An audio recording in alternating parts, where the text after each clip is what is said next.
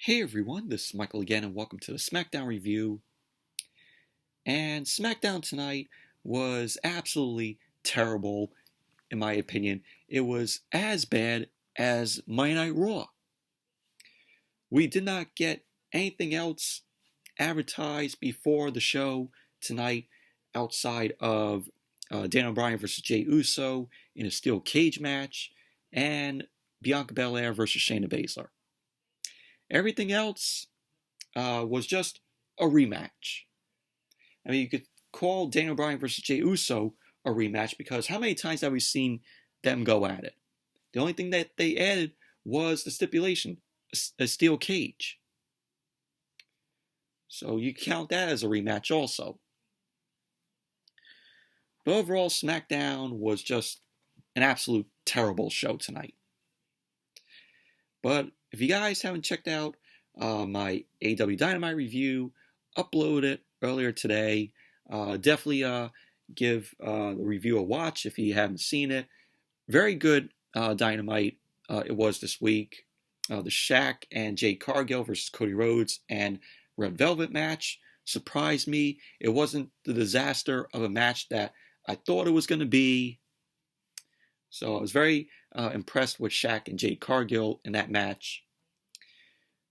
But check out my Dynamite review if you guys haven't seen it. I won't be covering Revolution on Sunday. I got to work, so I won't be able to check it out and review it for you guys. So before I start the review, I just want to touch up on this news that I've read earlier today. So apparently, WWE is reportedly fining their talents for doing thigh slaps when throwing kicks. You know, when a certain talent, they end up throwing like a super kick, and you see them slapping their thighs to make the sound of the kick coming off that other superstar, you know, like that. So I am getting this news from WrestlingInc.com. So it says right here, it was reported in the latest edition of the Wrestling Observer newsletter that a story made the rounds saying that WWE was fining their talent for thigh slapping when throwing kicks, a practice that goes back decades for added sound effects. Company officials reportedly sent a memo to NXT talents about doing the thigh slaps, and no one has said a word about it since. Now, the thigh slaps when certain superstars end up throwing kicks, sometimes it comes off stupid. Because when they're throwing a kick or delivering a super kick, the camera is right on them and we see them just slapping their thigh. And it makes the kick look not believable. And there are certain superstars who have done the kicks and they use their thighs to echo the sound to make us believe that another superstar, you know, got that kick either to the face. And there are points where it actually made it believable. You know, the Young Bucks, they do it when they deliver the double super kicks. Tajiri, back in the day, he used to do it. Tajiri did that right, where he used his thigh to add that extra oomph to the kick, to make it believable, and the sound echoing off of his opponent. And it made Tajiri's kicks look a whole lot more crazy, a whole lot more brutal. So Tajiri did it right. Shawn Michaels is another one. Shawn Michaels, whenever he delivered the Sweet Chin music, it was actually believable. You know, because the echo off of, you know, he slapped his thigh, of course, but it actually made it believable because the camera wasn't on him, you know, hitting his thigh. You know, it actually made it more believable whenever he delivered Sweet Chin music to his opponent. And the sound echoed off of his opponent. Now, my thoughts on this whole thing, I gotta say, I agree with it. It's gotten to a point where you see some of these wrestlers, they don't even try to hide it. They don't even try to hide, them slapping their thighs. And it comes off.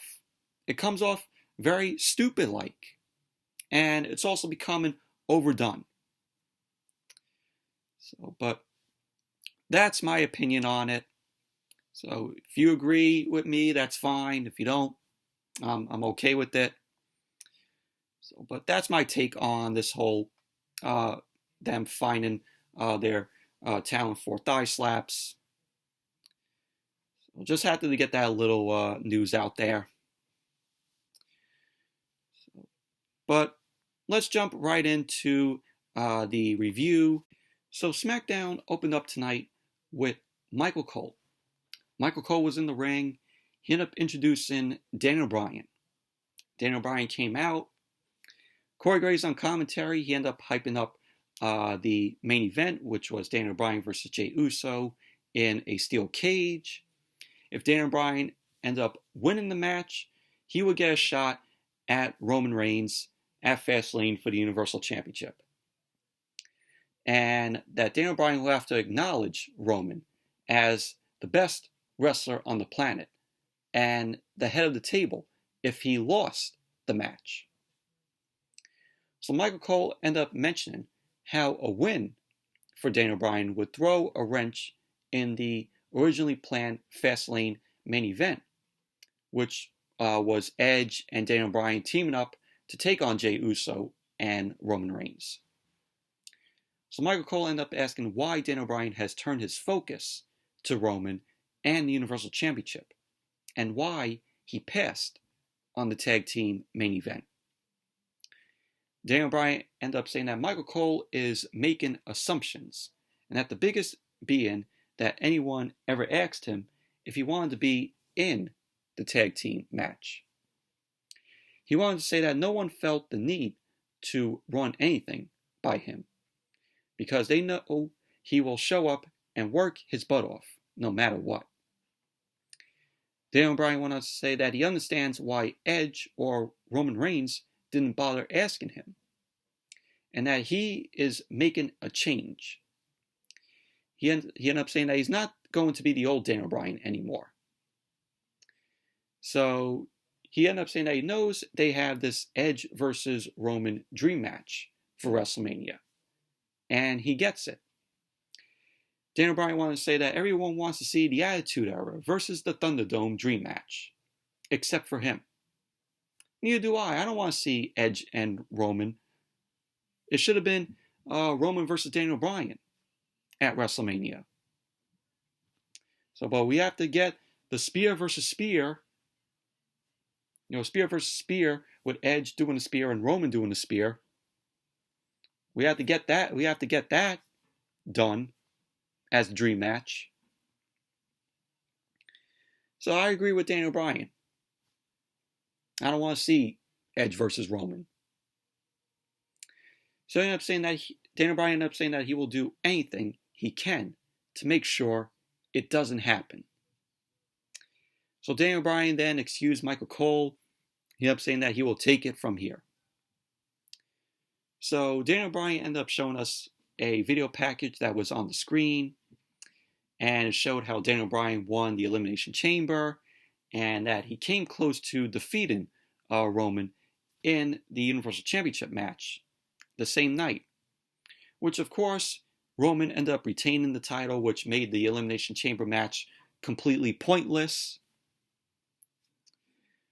So we also saw how Edge ended up hitting Roman with the spear to end the show, to end the Elimination Chamber.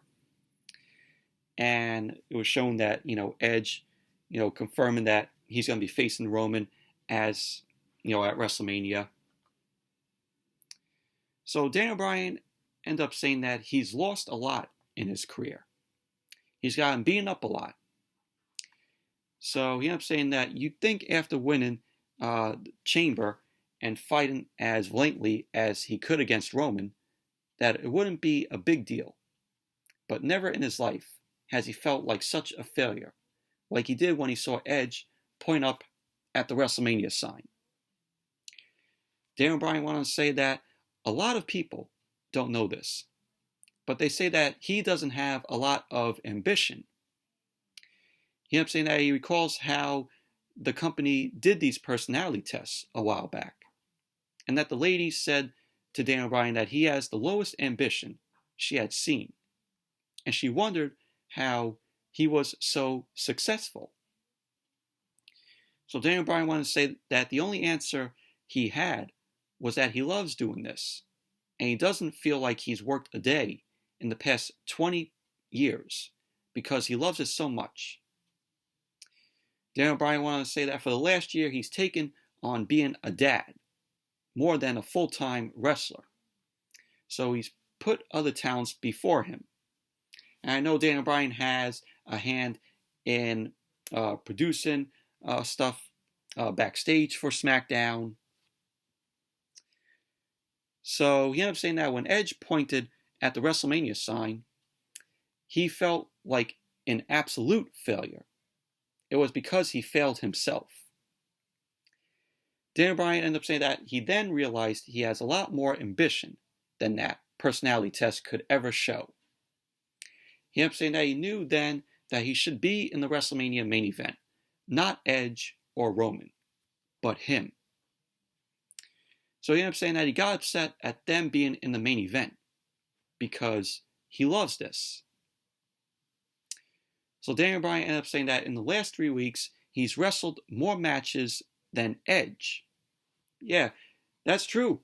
Daniel Bryan wrestled more matches. Where has Edge been? Edge wasn't even on the show tonight.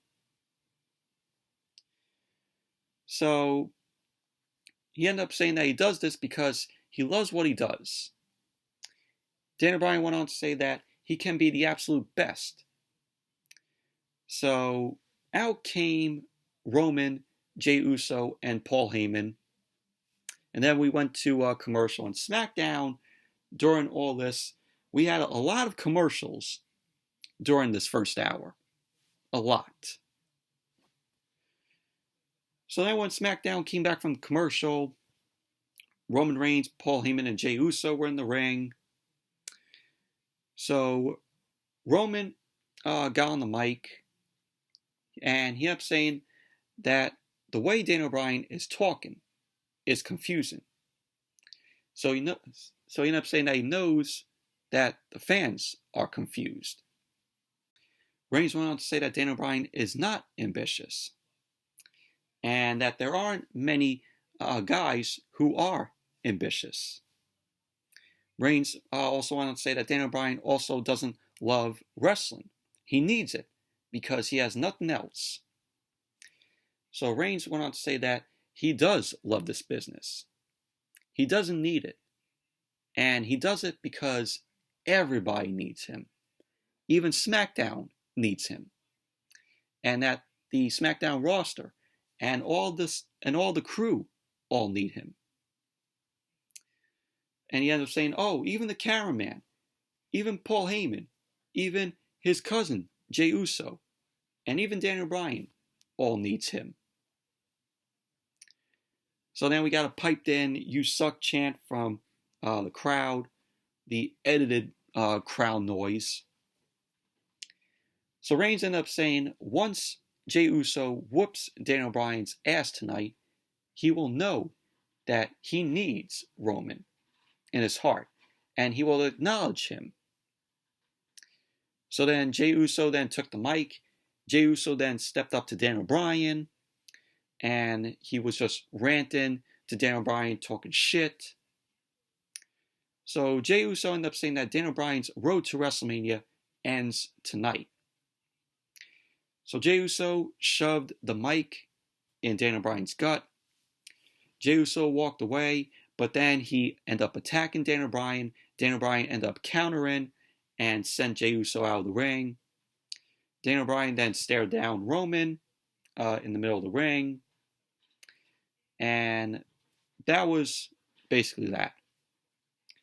But overall, this was a pretty decent segment here, but it went on for too long. I thought it was an overlong segment, in my opinion.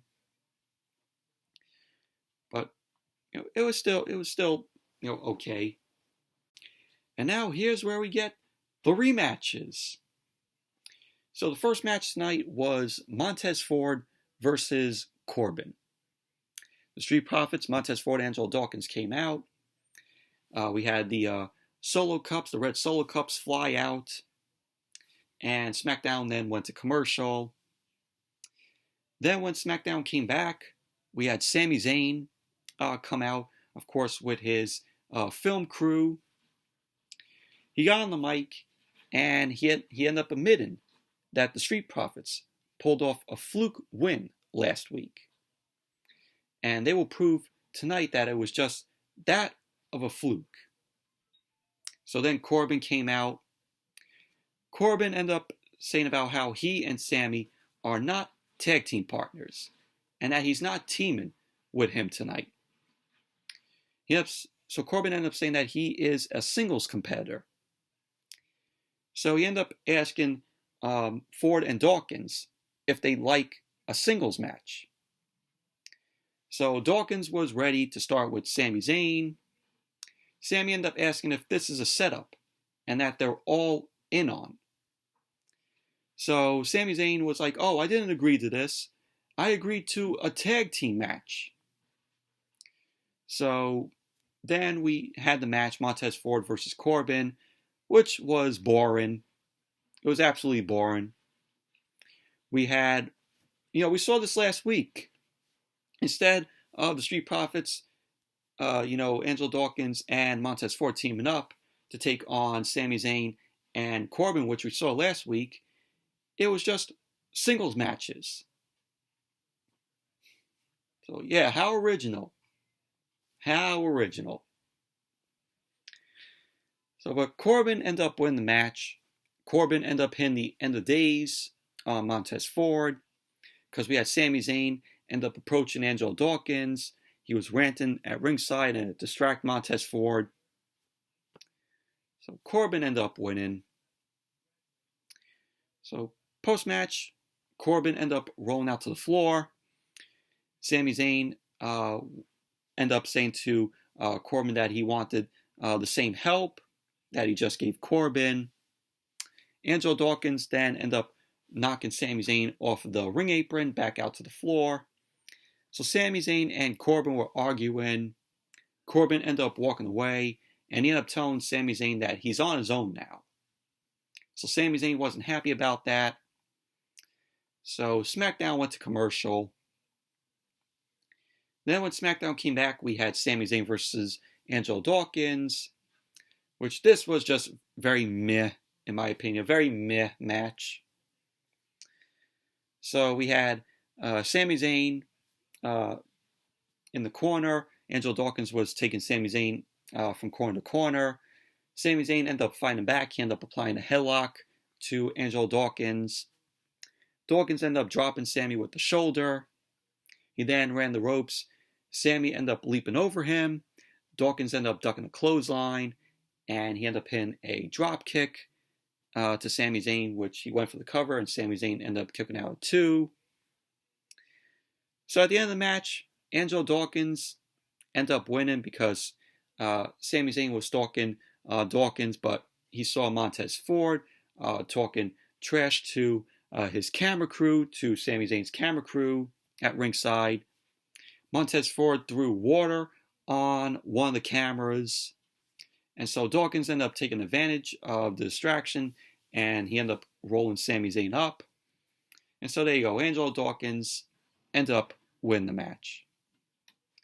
Overall, just very meh match.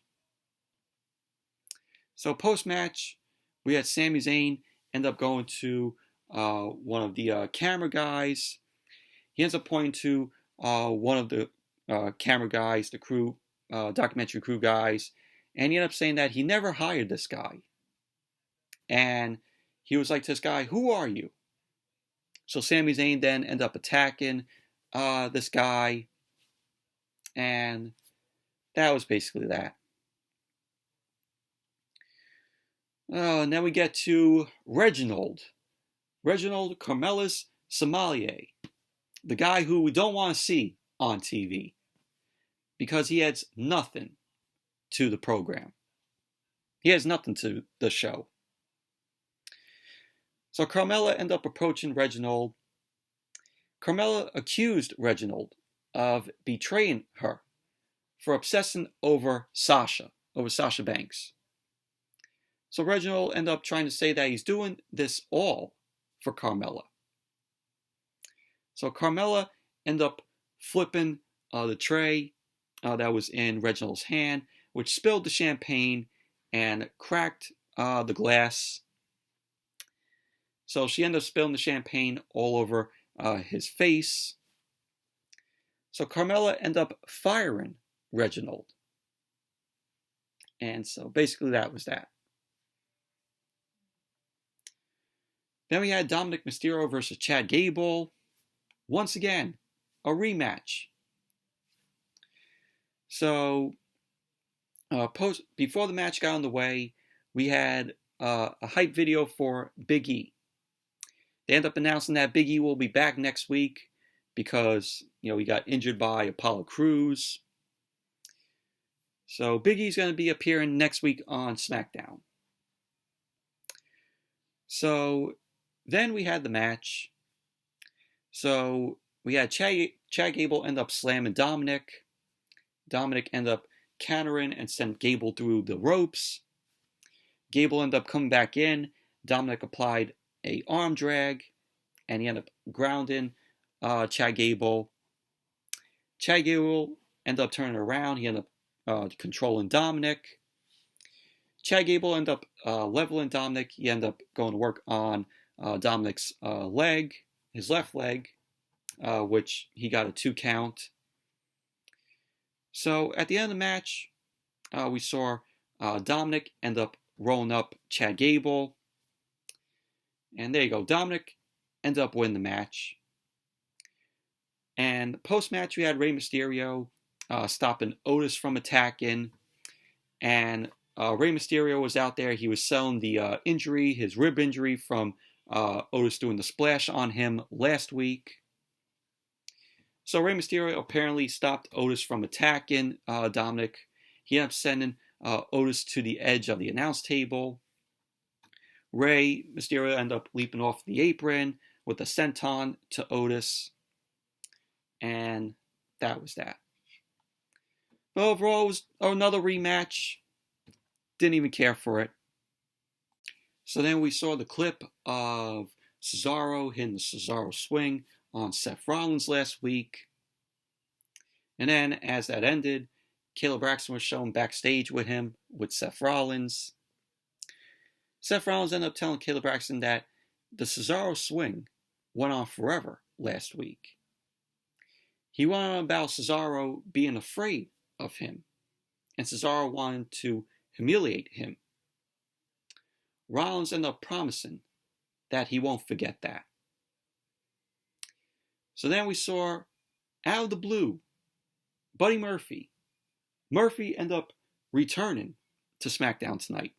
Murphy has been off SmackDown for months. They end up dropping that storyline with him and Aaliyah Mysterio, that sort of like romance angle between the both of them. So Murphy ended up appearing next to Seth Rollins. Murphy ended up saying that he was thinking he could assist Rollins with the Cesaro situation. So Rollins ended up telling Murphy to get out of his sight. So Murphy ended up walking off, and that was that. But this looks like WWE basically setting up Murphy to go back with Seth Rollins, which that would be terrible. That would be fucking awful. So it looks like they're setting it up for that. Murphy is going to be back with Seth Rollins. So then we had Shayna Baszler versus Bianca Belair, which this was a pretty okay match here because of Bianca Belair. I like Shayna Baszler, but Bianca was the standout here.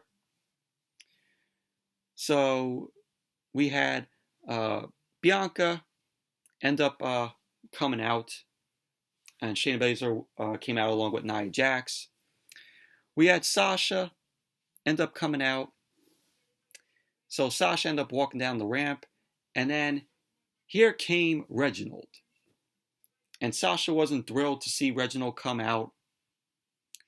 So the match started. Basler ended up working on Bianca's hand. Bianca ended up scooping Shayna Baszler, but Baszler ended up sliding out and applied a headlock to Bianca Belair. So they went into the corner. Bianca ended up clotheslining Shayna Baszler. Bianca ended up going for a drop kick, but Shayna Baszler ended up swatting her out of the air. So they went back and forth. So we had towards the end of the match, Bianca Belair was on the floor, and she ended up getting up, and she ends up shoving Reginald. So Bianca Belair ended up running back to the ring. Shayna Baszler ended up kicking Bianca in the mouth. Nia Jax then shoved Reginald. Nia Jax then charged at him. Reginald moved, and Nia Jax ended up running over Sasha at ringside.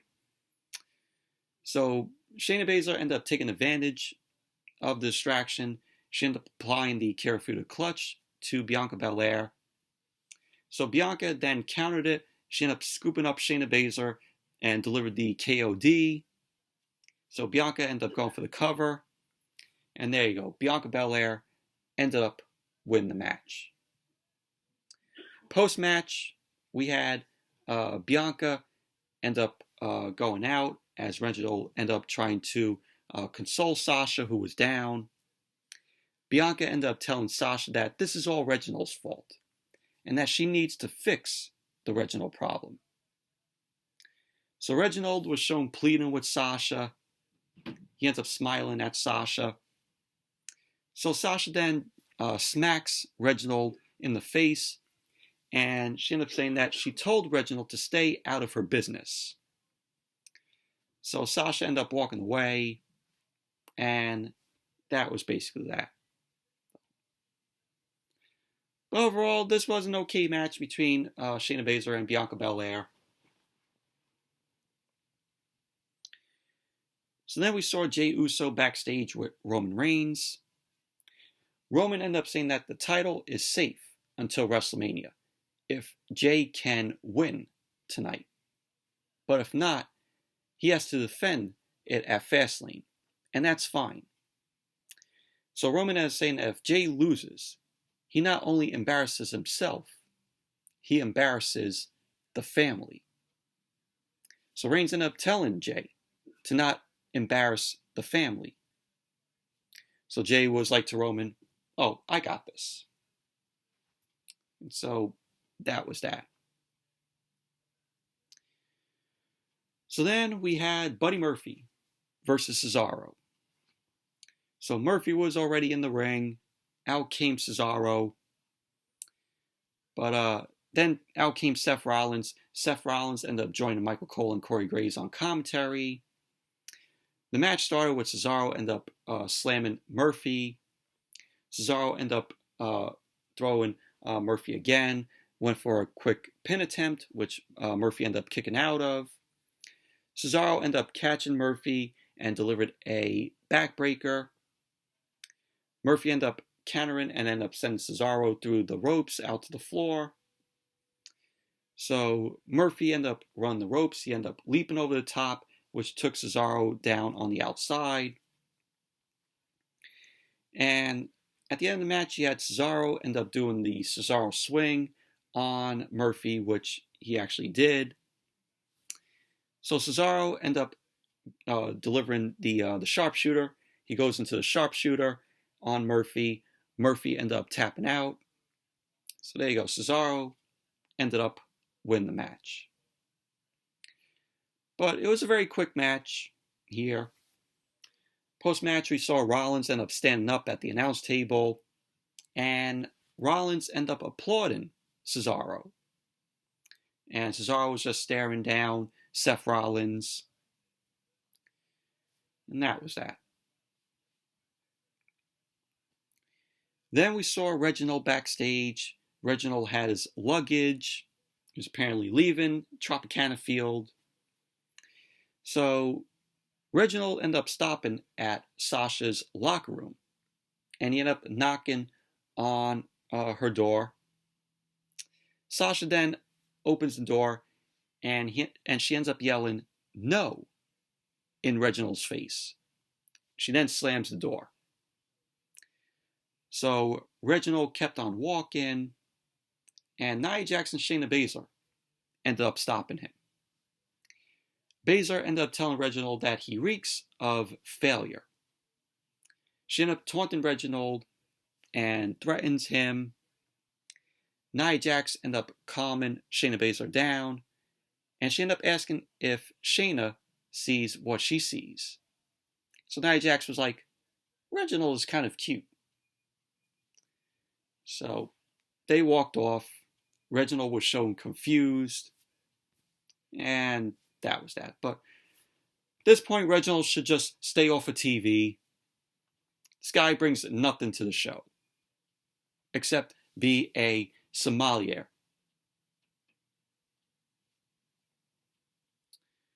So then we had Apollo Crews end up coming out. Loving what they're doing with Apollo Crews, with him being a heel. So he came out. He had two men wearing combat boots and fatigues. And Apollo Crews was carrying a spear, and of course wearing his green and white his white and green scarf. So Apollo Crews ended up getting on the mic, and of course he had that Nigerian accent. So he ended up saying that everyone is saying how they don't like the new Apollo. He wanted to say that this is not the new Apollo, and that it's the real him. This is the real Apollo. He ended up saying this is who he is, and this is how he talks. He wanted to say that he's a descendant of Nigerian royalty, and that he's a real African American. I was waiting for Apollo to say, Wakanda forever. Now, every time when he speaks in his accent, I'm waiting for him just to say that. Just to say, Wakanda forever. So Apollo ended up saying that the two men with him are real Nigerian elite guards who protected his family for many generations. He wanted to say about how he always wanted to be like everyone else in school, and that they never accepted him. And that they asked him if he lived in a jungle and rode lions. So Apollo ended up saying that he was ashamed when the truth is his Nigerian ancestors were feared in the country and dominant. Apollo went on to say that history is repeating itself because Big E tried to beat him and humble him.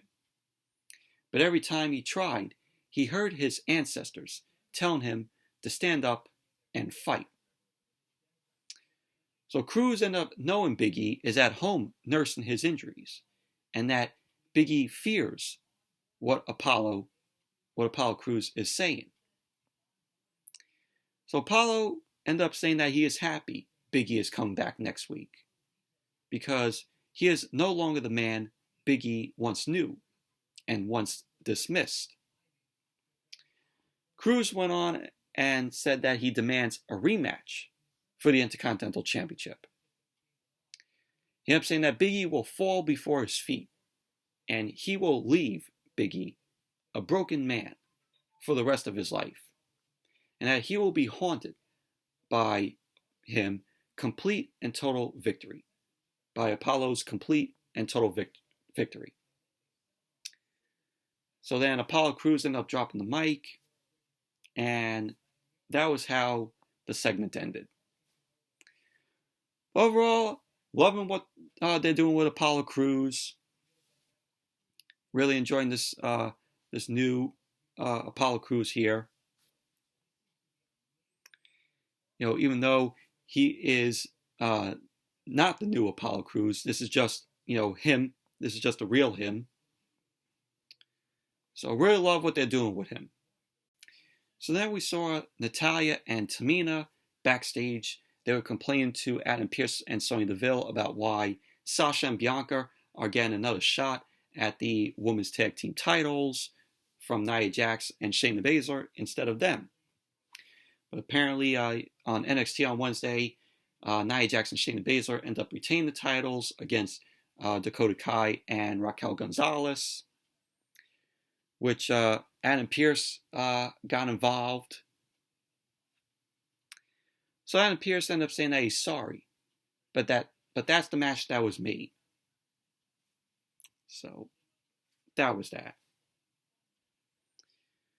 So I'm like, why are Sasha and Bianca getting another shot at the women's tag team titles? Isn't Lana and Naomi scheduled to have a shot at the titles? Did WWE forget about that? But apparently, if that match took place, Nia Jax and Shayna Baszler are retaining. I mean, it's Lana and Naomi. Lana is horrible in the ring. Naomi, she's decent. Although, I'm not a fan of Naomi's finisher, which is the rear view. I think that move is a stupid finisher. So, but they're supposed to be the next in line for the women's tag team titles. So then we had Kayla Braxton. She ended up stopping JEY Uso. She ended up asking JEY Uso about if he has any pressure going into the steel cage match. Jay ended up saying that he is confident and that he isn't sweating no cage. So then Daniel Bryan ended up attacking Jay out of nowhere. He ended up laying JEY Uso out. And that was that. So then SmackDown went to commercial. Then when SmackDown came back, we had Ding Dong Hello with Bayley backstage. And the door was set up backstage. And Bayley ended up stepping through the door. She ended up taking a seat. And Bayley ended up saying that this is a test run for a Sweet Tweets segment that she's doing on the show, where she's going to be reading fans' comments from social media that show her in a positive light. So she reads the comments, and she gets to the final comment, and she stops. And she ends up crumbling up the card, and she ended up saying that it wasn't positive enough. So she ended up walking through the front door, ends up closing it, and that's how the segment ended. So at least we got Bayley for that little decent segment. Main event: Daniel Bryan versus JEY Uso in a steel cage match. This was a pretty okay match for what it was. I mean, this is not the first time we've seen these guys go at it before. Before the match got underway, we had Corey Graves in the ring. And this was stupid. I don't know why WWE even did this. Corey Graves was in the ring, and he was talking about how dangerous the steel cage is. And I'm like, us fans all know how dangerous the cage is. There's been many steel cage matches held. So why are they talking about how dangerous the cage is when we all know how dangerous it is? We've all seen steel cage matches. WWE thinks we're fucking stupid. So we saw a cameraman was on top of the cage. Corey Graves ended up saying that this is one of the best cameramen who is in position to show us how dangerous the climb is. We all know how dangerous the climb is. We've seen superstars climb out of the cage before. Oh my God, see, this is why I say WWE thinks we're fucking stupid. This is one of the many reasons why WWE thinks their fans are fucking stupid. Unbelievable. Corey Graves ended up saying that our competitors will both leave a little piece of themselves in the cage. So then out came Daniel Bryan first. If Daniel Bryan ended up winning the match, he gets a shot at Roman Reigns for the Universal Championship at Fastlane. But if Daniel Bryan ended up losing, he has to acknowledge Roman as the head of the table and the best wrestler on the planet. So then out came Jey Uso next. Jey Uso was upset about being attacked by Daniel Bryan backstage. So Roman Reigns ended up coming out along with Paul Heyman. Paul Heyman ended up pulling the chair over to the bottom of the ramp. Roman ended up taking a seat.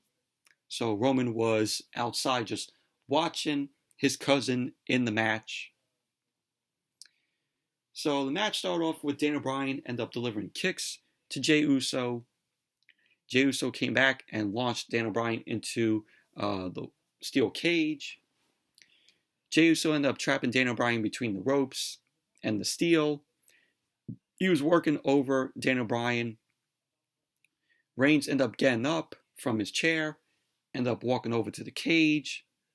Jey Uso was pressing Daniel Bryan's face into the steel. So Reigns ended up saying to Jey Uso, more, do that more.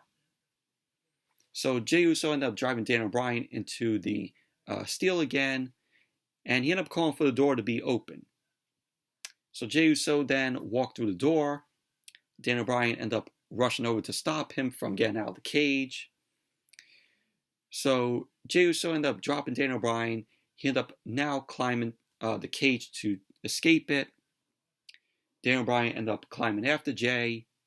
They started trading shots into the steel on the top rope.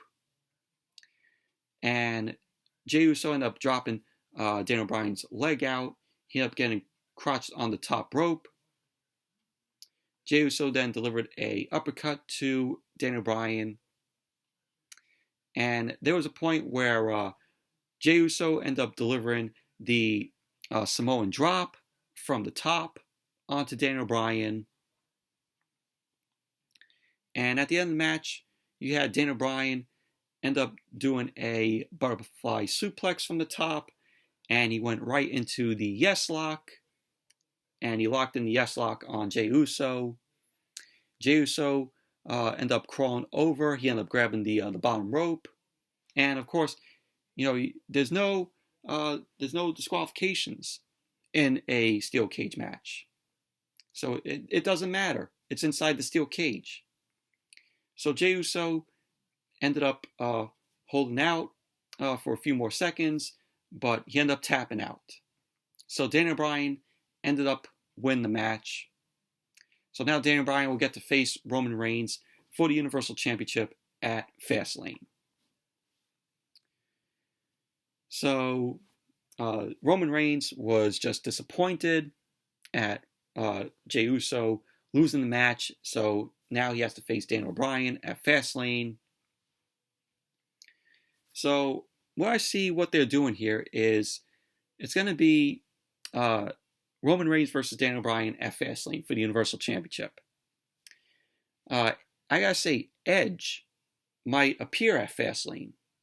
He might cost Daniel Bryan the shot at the Universal Championship. Roman will retain the Universal Championship by disqualification if that happens at Fastlane. So what I see them doing is WWE might add Daniel Bryan into the WrestleMania main event with Edge and Roman. So it will be a triple threat at WrestleMania, where it will be Edge versus Roman versus Daniel Bryan, Universal Championship on the line. That's what I see WWE doing. And it very well might happen. But overall, it was an okay steel cage match for what it was. I mean, Daniel Bryan and Jey Uso went at it before. But overall, SmackDown, terrible show tonight. god awful. Yes, anyways, that's it for the SmackDown review. Thank you all for watching. Hope you all enjoyed this review. Definitely give the video a thumbs up, comment, subscribe, and I will see you all later.